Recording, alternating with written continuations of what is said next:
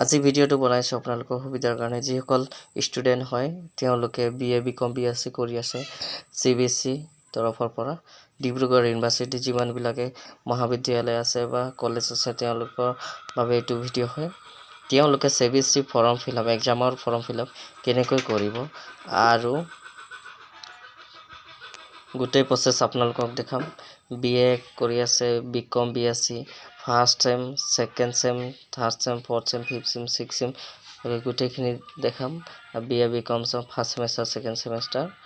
এতিয়া আছে আপোনালোকৰ ফাৰ্স্ট সেমিস্টাৰ আৰু ফিফথ সেমিস্টার আছে BA হোক B.A.Sc হোক B.Com হোক আপোনালোকে কেনেকৈ কৰিব মই আপোনালোকক ফুল প্ৰসেস আপোনালোকক দেখাবৰ কাৰণে মই চেষ্টা কৰিম আৰু দেখাবৰ কাৰণে চেষ্টা কৰিছোঁ তো পোনপ্ৰথমে আপোনালোকে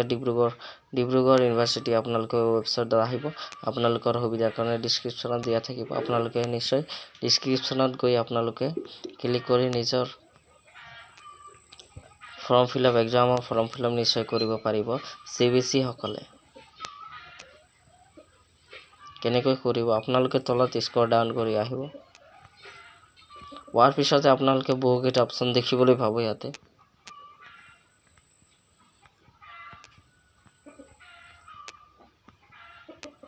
তলত স্ক্ৰল ডাউন কৰি তলত আহি থাকিব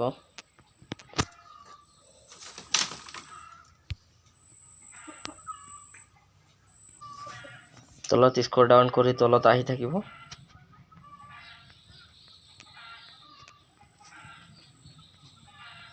স্ক্ৰল ডাউন কৰি তলত আহিৰ পিছত আপোনালোকে আহি থাকিব অহাৰ পিছতে এনেকৈ আহি থাকিব আপোনালোকে ইয়াত দেখিবলৈ পাব বহুকেইটা অপচন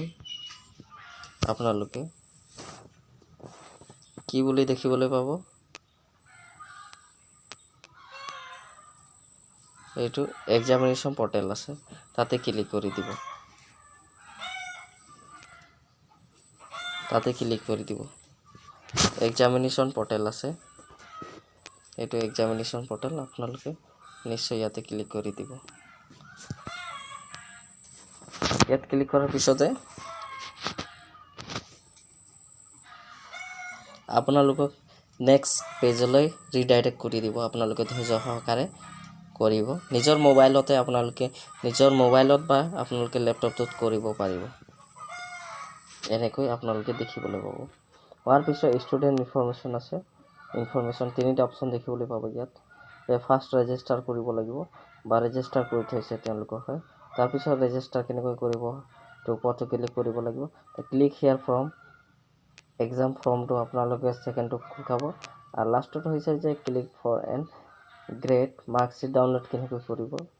3 নম্বৰটো দিয়া আছে পোনপ্ৰথমে আপোনালোকক মই দেখাব বিচাৰো যে কি কৈছো যে ক্লিক হিয়াৰ ফৰ এক্সাম ফৰ্মটো আপোনালোকে কেনেকৈ ফিলআপ কৰিব এইটো বিষয়ে CBSE সকলে B.A B.Com B.A.Sc সকলে ফার্স্ট সেম আৰু ফিফথ সেম কাৰণে হয় এইটো তিনটা ষ্ট্ৰীমৰ কাৰণে CBSE এনেকৈ খোল খাব ইয়াত লিখা আছে যে I confirm that I have read all the institution interaction category please tick up and check box if you want to proceed আপোনালোকে ইয়াত টিক মাৰ্ক লগাই দিব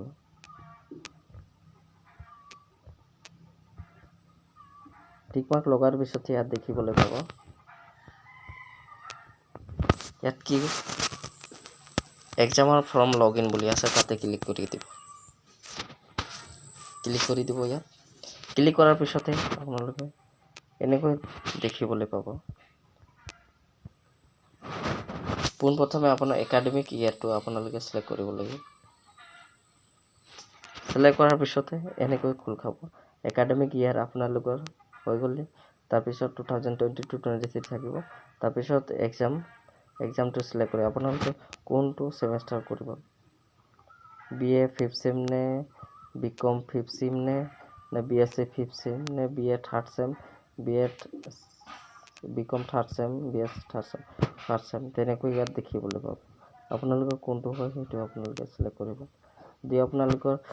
first same BA B.Com B.A.Sc হয় তেতিয়া third same B.A B.Com B.A.Sc হয় fifth same B.A B.Com B.A.Sc হয় তেতিয়াহলে কোনটো হয় এটো সিলেক্ট মই B.A. B.A. 5th চেমৰ এনে এক্সাম্পল কাৰণে মই দেখাই আছোঁ ইয়াতে টিক মাৰ্ক লগাব আপোনালোকৰ যোনটো হয় সেইটো টিক মাৰ্ক লগাই দিব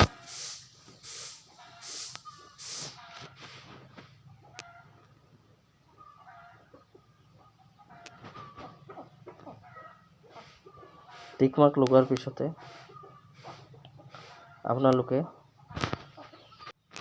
মাৰ্ক লগোৱাৰ পিছতে আপোনালোকে মোবাইল নাম্বাৰ আৰু পাছৱৰ্ড যোনটো আপোনালোকে ৰেজিষ্টাৰ কৰাৰ সময়ত মোবাইল নাম্বাৰ দিছিল আৰু পাছৱৰ্ড দিছিল এইটো আপোনালোকে ইয়াত বহাব তাৰপিছত আপোনালোকে যদি পাছৱৰ্ড পাহৰি গৈছে তেতিয়াহ'লে আপোনালোকে ইয়াত দেখিবলৈ পাব কি বুলি লিখা আছে ফৰগেট পাছৱৰ্ড ইয়াত আপোনালোকে ফৰগেট পাছৱৰ্ড কৰি ল'ব পাৰিব পোনপ্ৰথমে আপোনালোকৰ মোবাইল নম্বৰটো ইয়াত দিব লাগিব ফৰগেট কৰাৰ সময়ত দিয়া হৈছিল বা আপোনালোকে ৰেজিষ্টাৰ কৰাৰ সময়তো দিয়া হৈছিল তেতিয়াহ'লে আপোনাৰ ইমেইল আইডিখন ইয়াত বহাব কিনে আপোনালোকে সাবমিট কৰি দিব ইয়াতে সাবমিট কৰি দিব মোবাইল নম্বৰ আৰু পাছৱৰ্ড বহাই কিনে আপোনালোকে লগইনত ক্লিক কৰি দিব লগইনত ক্লিক কৰাৰ পিছত এনেকৈ এখনটো স্পট খোল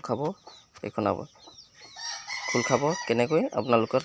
এক্সাম এডমিশ্যন ফৰ্মখন খোল খাব আপোনালোকৰ নামখন দিয়াই থাকিব লিখা থাকিব তাৰপিছত ষ্টুডেণ্টৰ নাম তাৰপিছত আছে ৰেজিষ্ট্ৰেশ্যন আপোনালোকৰ নাম্বাৰটো বহাব লাগিব তাৰপিছত আপোনালোকৰ আছে ফাদাৰ নেমখন তাৰপিছত আছে মাদাৰ নেমখন ইয়াতে বহাব তাৰপিছত আছে আপোনালোকৰ সাবজেক্ট কেইটা সাবজেক্ট আছে আপোনালোকৰ সাবজেক্টবিলাকৰ নাম লিখি দিব ইয়াত তাৰপিছত আছে আপোনালোকৰ ইনষ্টিটিউট আপোনালোকৰ কলেজখনৰ নাম আপোনালোকে ইয়াত সিলেক্ট কৰি ল'ব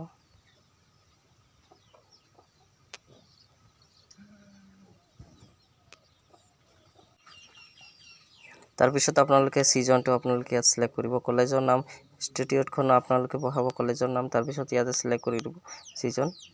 উইন্টাৰ 2022 আছে ইয়াতে সিলেক্ট কৰি ল'ব তাৰপিছত আছে আপোনালোকৰ কোৰ্সটো আপোনালোকে কি কোৰ্স কৰি আছে BA কৰি আছে নে BCom না B.A.Sc কোন চেমত আছে এইটো আপোনালোকে 5th চেম কৰি আছে এইটো আপোনালোকে 5th চেম কৰি দিব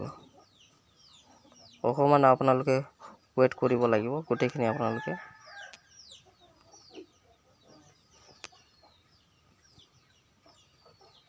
অলপ টাইম লাগে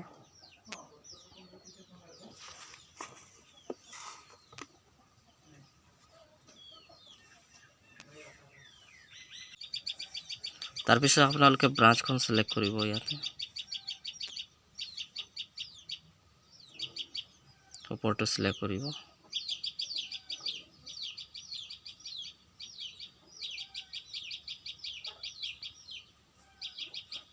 তাৰপিছত আছে আপোনালোকৰ এক্সামটো এইটো আপোনালোকে B.A.Sc 5th চেম আপোনালোকে এইটো সিলেক্ট কৰি দিব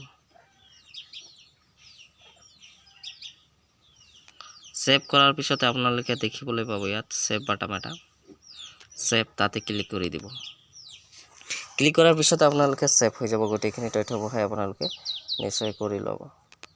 এইটো আপোনালোকৰ ওচৰত আছিল এইটো ভিডিও আপোনালোকে CBCৰ কেনেকৈ ফৰ্ম ফিলআপ কৰা হৈছে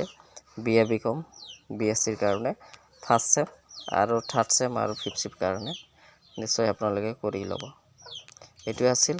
আৰু নিজৰ বন্ধু বান্ধৱীসকলক ভিডিওটো শ্বেয়াৰ কৰি দিব আৰু চেনেলটো সাবস্ক্ৰাইব কৰিব দেই ধন্যবাদ